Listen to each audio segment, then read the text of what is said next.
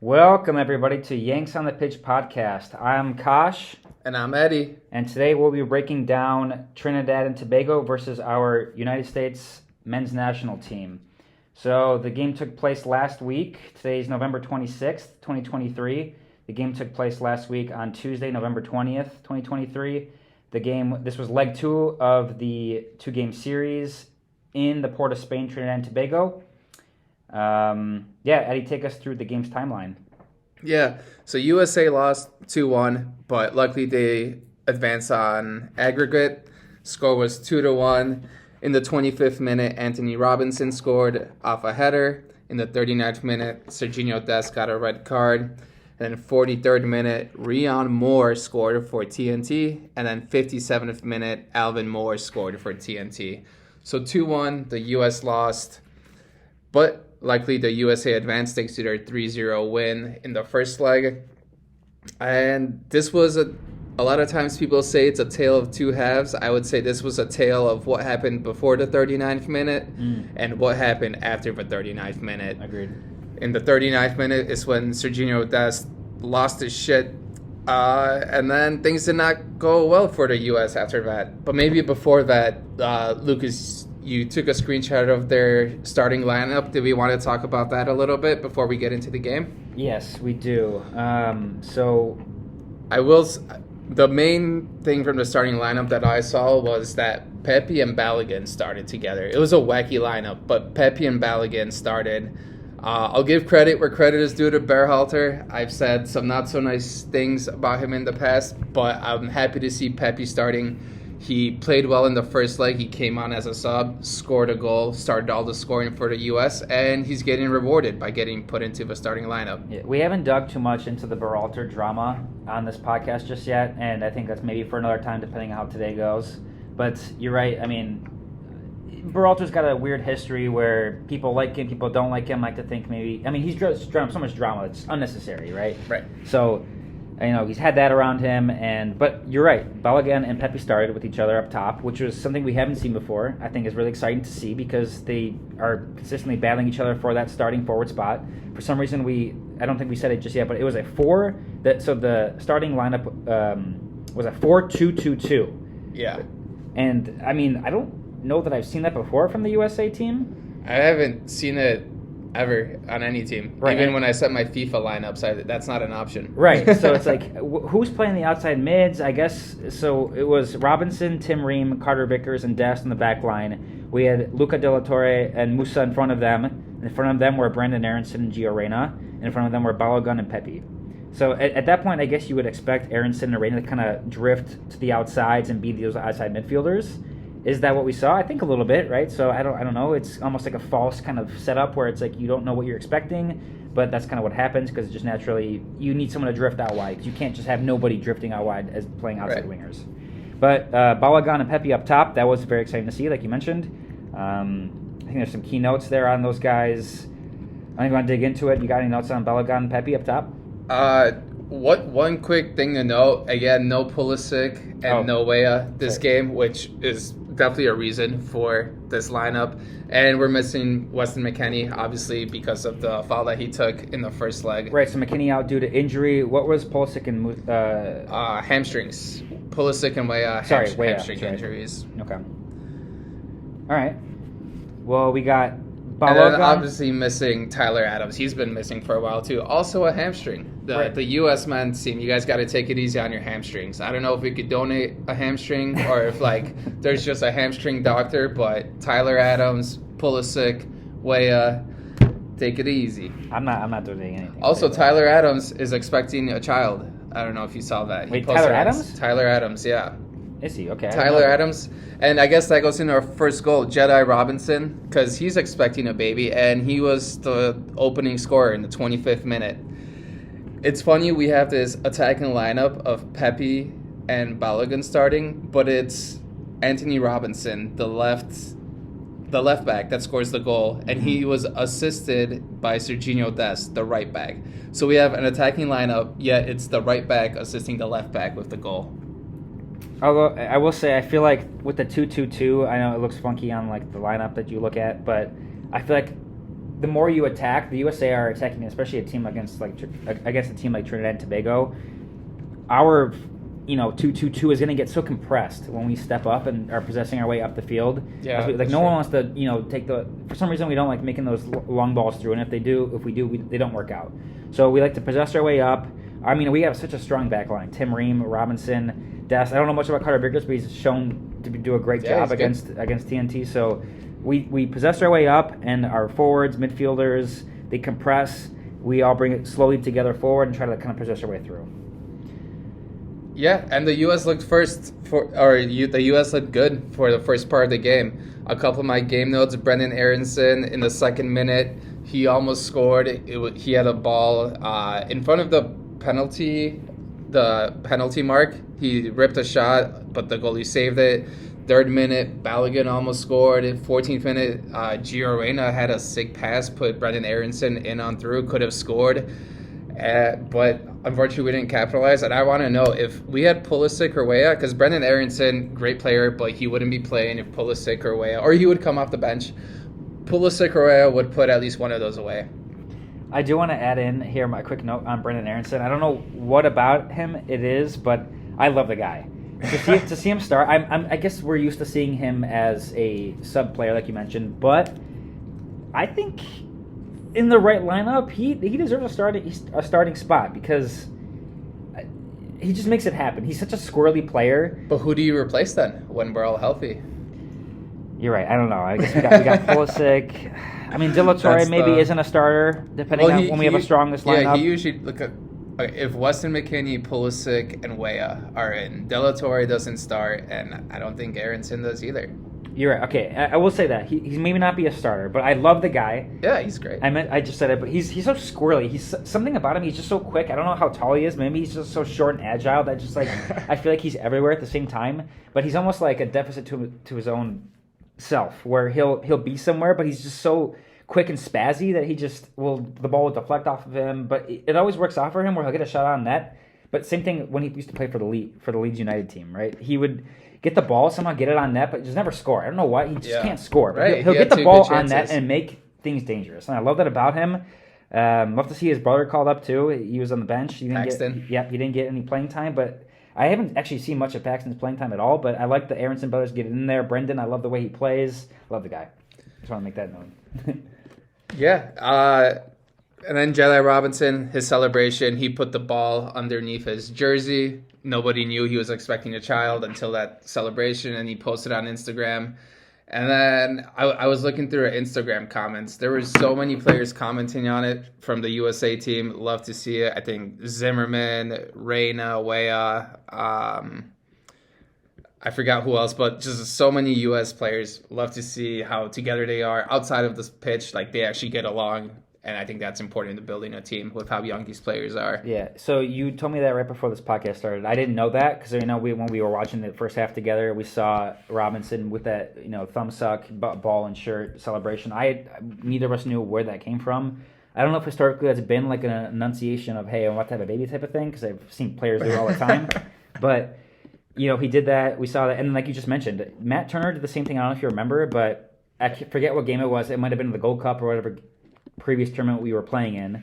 Matt Turner had a gender reveal after the game. Oh, yeah, I do remember that. He punted a little ball. Yeah. I just got reminded of this. So he punted a little ball. I think the pink came out because he's having a baby daughter. Oh, but that's exciting to see. The players are coming together. Yeah. They are, friends and family amongst, just being teammates. Also, Matt Turner, did you see him during the national anthem? Do you remember that? Yes. He was the only one singing. When it was in the U.S., he didn't sing. He was just absorbing the moment. Kind of looked like a psycho.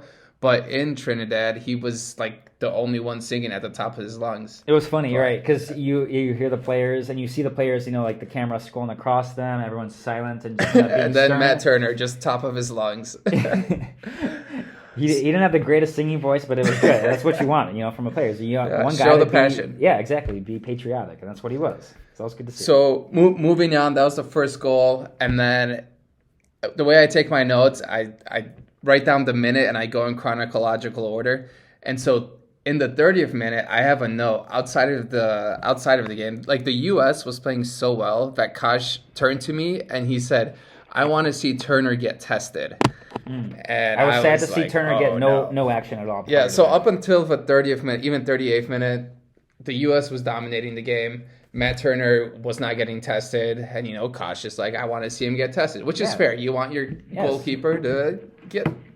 We're not in the World Cup right now. This is qualifiers for Copa, so it's not a serious game. But you want to see everyone being Yeah, involved I agree. and being pushed to their limits. I agree. So 38th minute, 39th minute, sorry.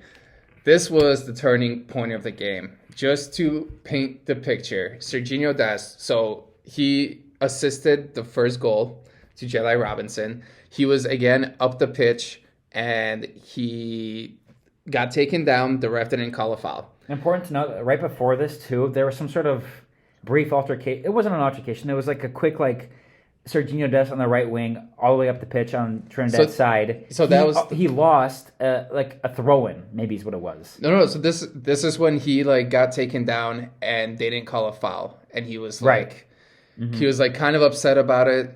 Literally did not think anything of it. As a fan, you see, oh, sure, bad call, but okay, the game plays out. Well, I don't even know if it was a foul. I don't know. But it wasn't something to get super upset about. Exactly. And then 2 minutes later, Tim Ream played a ball to Serghino Dest.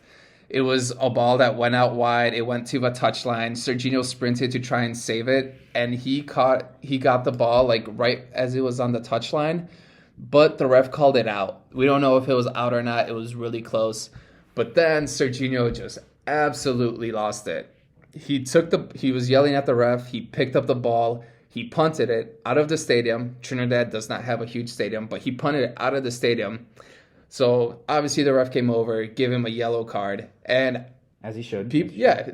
I've seen that many times before where a player gets mad, punts a ball out, whatever. Everyone sees that. Everyone saw that and said, "Okay, here's the first yellow." And it was that's it. And you're gonna cool down. And then Gio Reyna tried to cool him down. Yunus Musa tried to cool him down.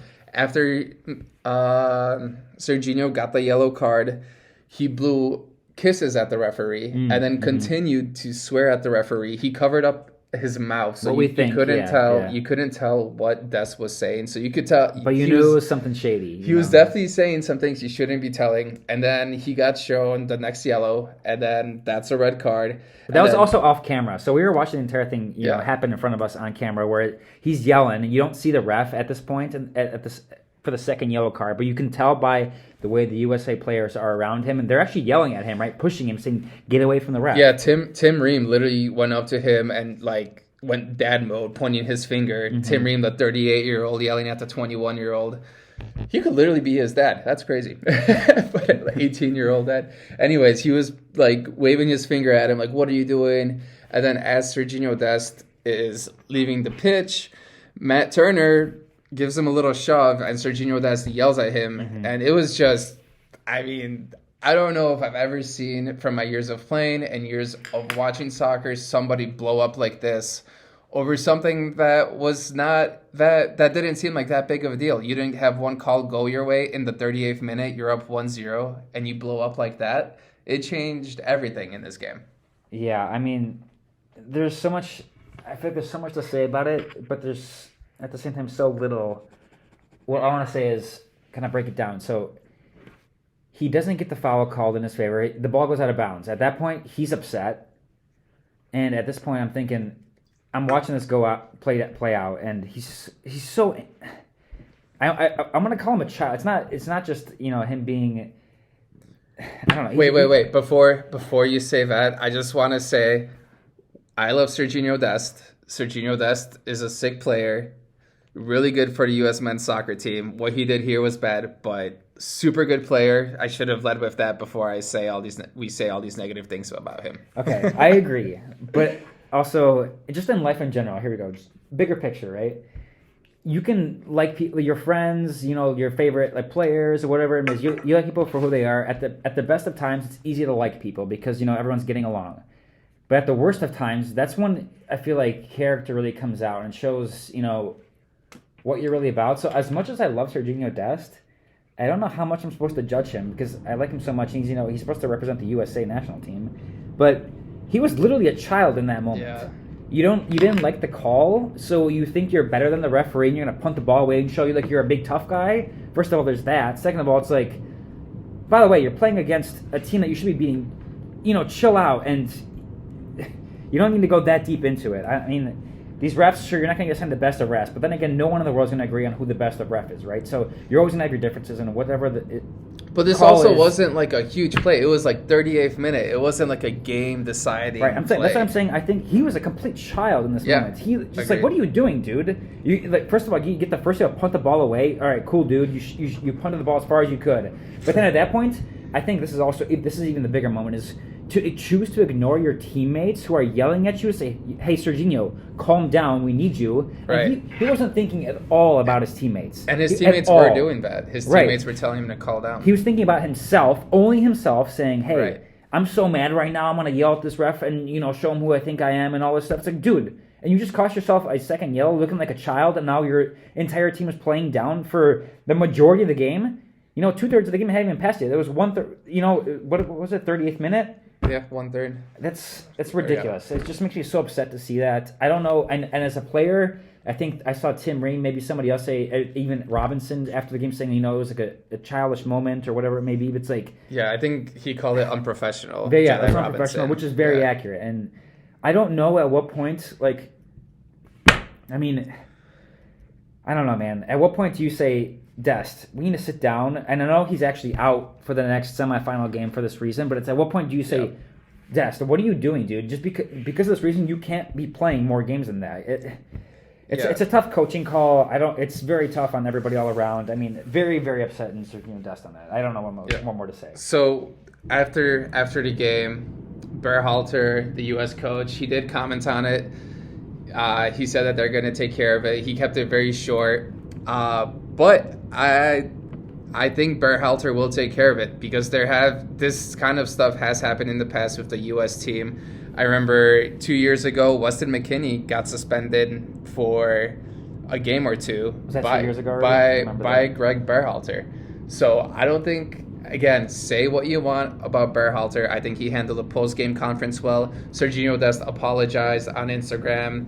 Greg Berhalter said he apologized. I think they'll grow. But I do think there's going to be a punishment. I think Berhalter is not going to let this slide because we don't even know what Weston McKennie did that Berhalter didn't let him play in a game. If Serghino Dest does this, where everybody's pissed at him, Zimmerman, Gio Reyna, Anthony Robinson talks about it after the game. Matt Turner shoves him off the pitch.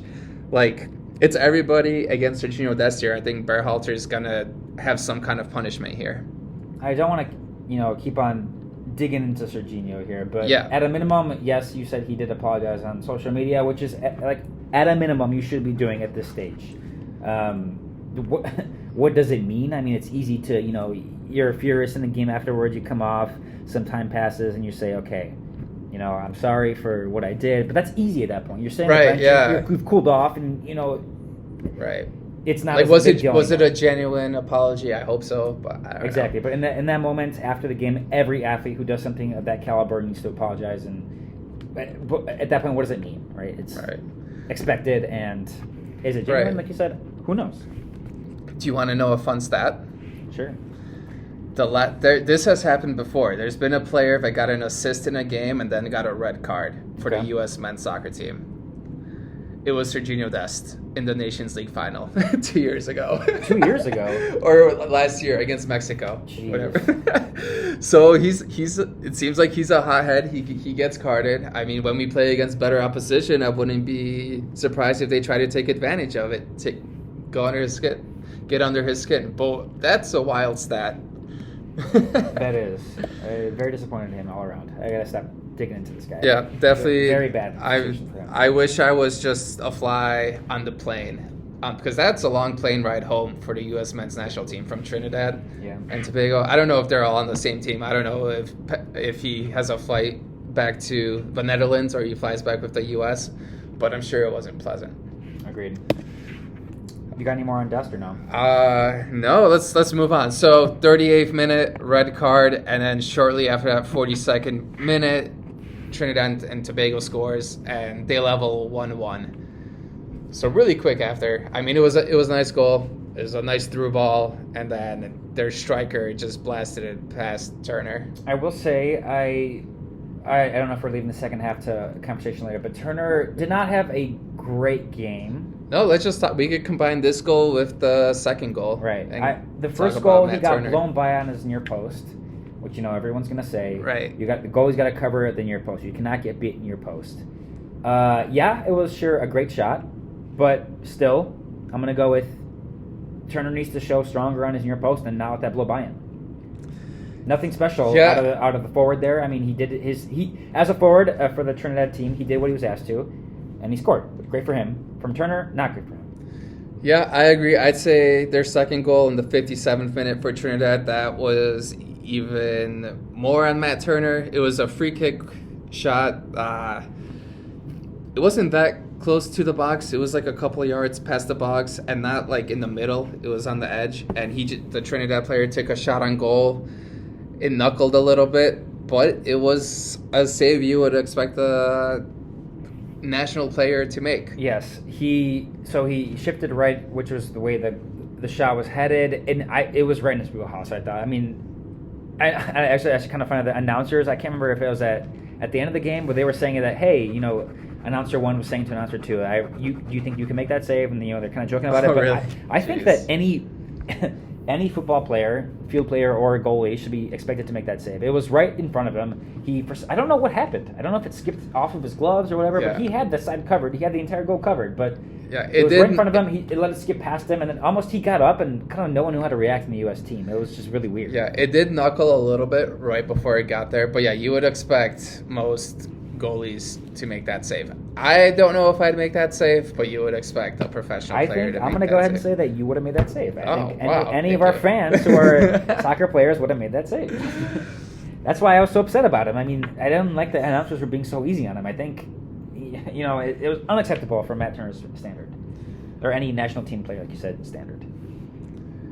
Yeah, we'll get into so our followers know, our listeners know, next week we're gonna do a Yanks abroad segment where we talk about club play. But Matt Turner has been benched at Nottingham Forest. He's not on the pitch right now, but we'll get into that when we talk about more about EP, like Yanks and EPL, Serie A, and so on. Yeah, because there's a Champions lot. League, right? We got there's a lot going League on. Yeah, action coming Champions League, AC Milan's playing Borussia Dortmund this upcoming Tuesday, so we got a lot to cover there. So score was 2-1. There's no more goals that happened in the game, but in the 60th minute or a little bit after that, Trinidad had a breakaway 1v1, like a full-on 1v1 down the middle. Mm-hmm. And when I saw that happening, I was like, this is not good. I was getting flashbacks to us not making the World Cup against Trinidad, and I was just like, this is about to get really bad. But luckily, Trinidad is not a great team, so he missed it, and the U.S. ended up winning 2-1. I don't know if I don't want to steal your thunder, if you had anything more for the second half. No, I didn't have too much. I will kind of build on that. It is sad and good to hear that, Trinidad and Tobago is playing how they did, because one, we got the result that we needed, as we were expected to as USA fans, because we have the better lineups, the better bench, the better depth, and so we should be winning this aggregate score, which we did. But I mean, it should have been much more close with, like you mentioned, Trinidad and Tobago. I think number 9, I don't know what his name is. I had jotted him down that he had 2 chances that he should have put away. Yeah. And if he puts those 2 away, I don't know what America says he should have put this away, he should put that away, he should have said that, he should have said that. But number 9 misses 2 goals that he should have put away for Trinidad. And at that point, it's 4-4 aggregate. I actually don't know what the away and home situation was. I mean, I'm sure I can figure it out here in a second, but it should have been much more closer than it actually was. And as a U.S. fan, that's very sad to hear, because here we are. We should be going we mentioned in the last podcast where it was Mexico, Canada, and U.S. Every tournament that it's North America and friends or whatever it may be, we should be going into the semifinals to the finals every tournament. And the U.S. only winning 4-2 and making it as close as it was. 4-2, you can, when you hear that, say, oh, we won by 2 goals. But watching that second game, it should have been much more close, and It was very scary as a fan seeing that. Like, wow, that should have been winning. It should be much more closer. It should be one goal off. It's tough to see. Yeah, agreed.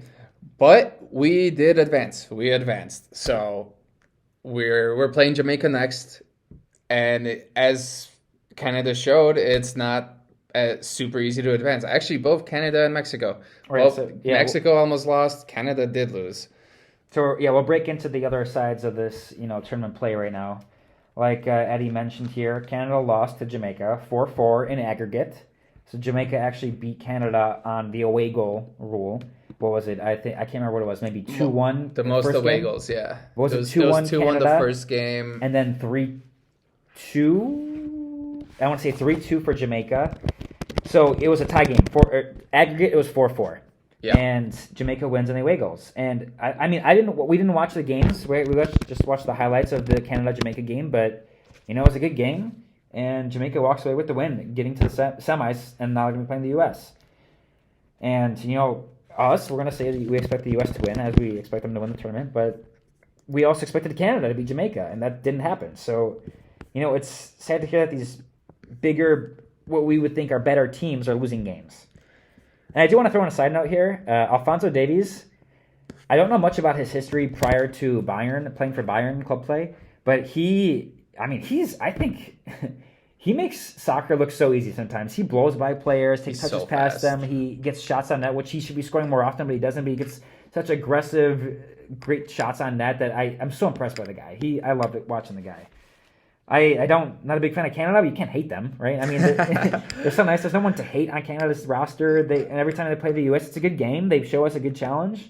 We expect Canadians, the US to win, Canadians are just really nice too, Right. But yeah, surprised to see this. Canada, I'd say they're similar to the U.S. soccer-wise in that they have a lot of young players. I'd say not as many as the United States, but like Alphonso Davies, Tajon Buchanan, Kyle Larin, like they got some young players that have talent, so you would expect them to beat Jamaica. I mean, in the World Cup, I remember they almost beat Croatia in that first game. Oh. So surprised to see, but this just shows anything could happen. The U.S. I shouldn't say almost, they won 4-2 on aggregate. And we're not happy about how they won. But the facts are they won, they advanced, they move on to the semifinals, they qualify for Copa America. Canada, you would expect them to qualify, but they didn't. The U.S. did. So at the end of the day, that's all that matters.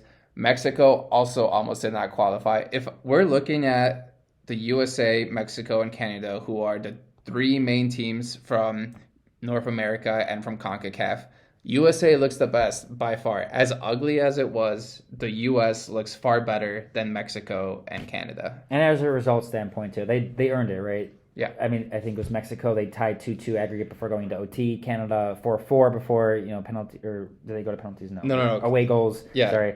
But the U.S. was the actual team that won straight up on aggregate. Didn't need to go into right. time, So with Mexico, we should just give a quick background. Mexico lost 2-0 to Honduras. Which is huge, right? I mean, we all expect Mexico to win. Yeah. So the U.S. Mexico lost the first leg 2-0 at Honduras. So Honduras got the home goals. And then the second leg, it was 1-0, and then it was the 99th minute, and it was 9 minutes of stoppage time. So literally the last minute, Mexico scored a goal in dramatic fashion, and then they won in penalties. So Mexico advances, U.S. advances. The U.S. plays Jamaica, but this isn't until March.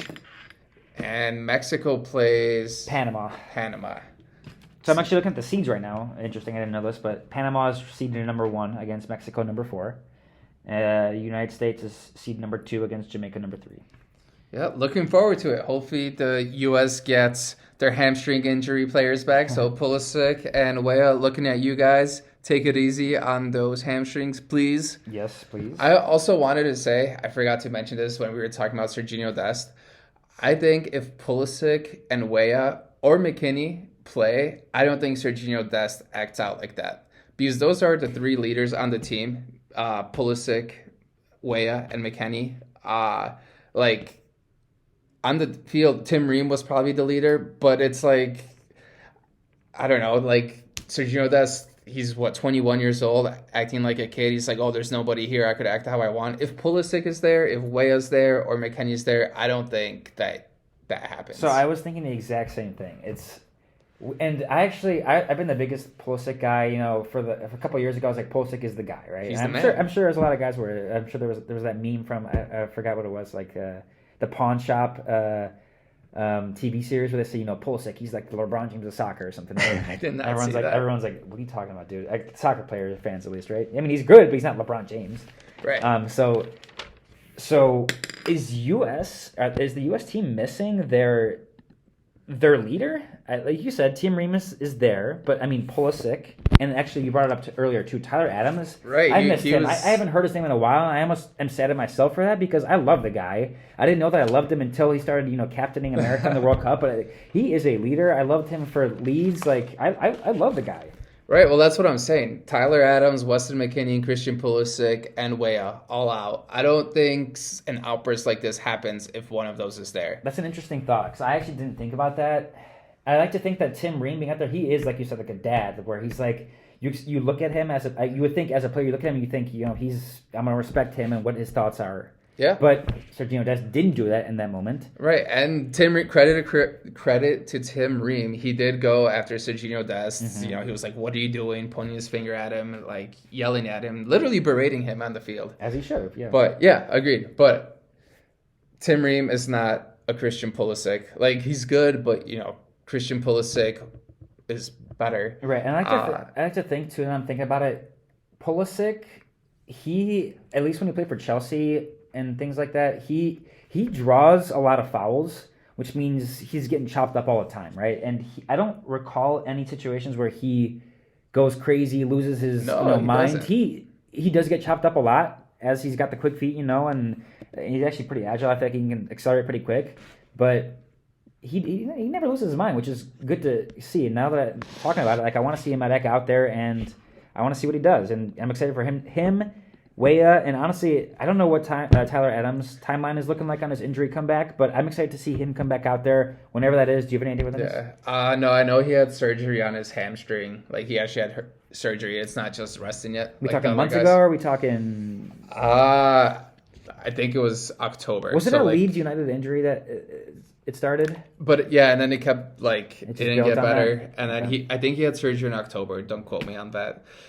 Yeah, he's got a hamstring injury. Yeah, he's still doing work in the bed, having a baby and all. What's going on here? Tyler Adams. Hey, Tyler, take it easy in the bed, okay? We need you back on the pitch. No, I'm going to let him do what he does. I love the guy. All right, we have a lot more that we want to cover, but that's all the time we have for this week. There's a lot of exciting stuff coming up, though. We got AC Milan versus Borussia Dortmund coming up, big Champions League game. That's this upcoming week, right? Yeah, this upcoming Tuesday, November 28th. We got the MLS semifinals. That's starting up December 2nd. So that's a week from, I want to say yesterday, so week away. Yeah, and then I guess the one thing on our notes that we forgot to talk about is Argentina versus Brazil. Let's touch on that really quick, yeah. Yes. So, World Cup qualifying game, by the way. I checked the standings in the group. It looked like Argentina was doing better off than Brazil, which is, you know, I can't remember who else is in the group. That's not something you would expect to see because Brazil, I think their groups are like 8 team sized or something like that, and they were not in the top 3 or 4. I have to double check that because I don't want to be incorrect. Yeah, we probably won't talk much about the game, but just what happened before the game. The game started probably like 20 minutes delayed. There was a 20 or 30 minute delay to the start of the game. I was excited to watch it, and then I'm just like, what is going on here? There was police going after fans going after fans, fighting each other. There were kids there crying. It was really sad to see. You know, it's called a beautiful game, but this was a moment where it definitely was not the beautiful game. Right, and as much as, like you said, soccer is a beautiful game, the fan side of things can get so weird sometimes. There's movies about, you know, the hooligans, the firms that are, you know, battling each other. I don't know how real that is. I hope, honestly, I don't know much about that. Maybe that's something we dig into in the future, but I mean, soccer fans can get so ugly and stupid sometimes that they're almost like children. And you're like, what are you guys fighting about? If anything, if I'm getting drunk at a soccer game, I'm trying to sing a chants with the other team and be like, you know what, haha, laugh at each other but with each other. Yeah. These guys are freaking pummeling each other, man. It's ridiculous. Yeah, I mean, you saw a Brazilian fan took a baton from the police and started hitting Argentinian fans. Yeah, and then the unacceptable. Argentinian goalkeeper Martinez, he was jumping in the stands trying to block a police officer from hitting the fans. I saw that. It was just... Yep. As much as a player, you look at that, which is weird that they were standing right there watching the fans do what they were doing. But as a as a player, you don't have the right to step in. It's weird to say that, but at that point, you have to be a spectator of what's happening. You can, throw your yells and then throw your comments in after the game at an interview, but you can't be getting involved with that because then, you look ugly as a player doing whatever you do. Something happens where you get hit or you hit somebody and all of a sudden you're getting into a lawsuit. Like, what are you doing? Come on, you don't want that. Yeah. Well, wanting to end on a good note, we do have an official email. If you guys want to send us topics to talk about, it's yanksonthepitch_pod@gmail.com. Also have an Instagram, yanksonthepitch_pod. And yeah, more to come. Next week we're going to focus on Yanks abroad because the U.S. isn't playing, but the U.S. players are actively playing. We got Champions League, AC Milan versus Borussia, Balogun playing for Monaco. We also have the Copa America draw, which will be on December 7th. We find out who the U.S. plays against in their group next year. And yeah, anything from you and Kash before we sign off? I don't think so. So the next USA game is in March, so that's why we mentioned, we'll be covering club play, MLS play, being internal to the U.S. Yeah, we got a few months before the USA play again, so we're going to be focusing a little bit on club play and whatnot. So we're excited for that. All right. Thank you all for tuning in and give our Instagram page a follow. We'll see you guys at episode 3. See you later.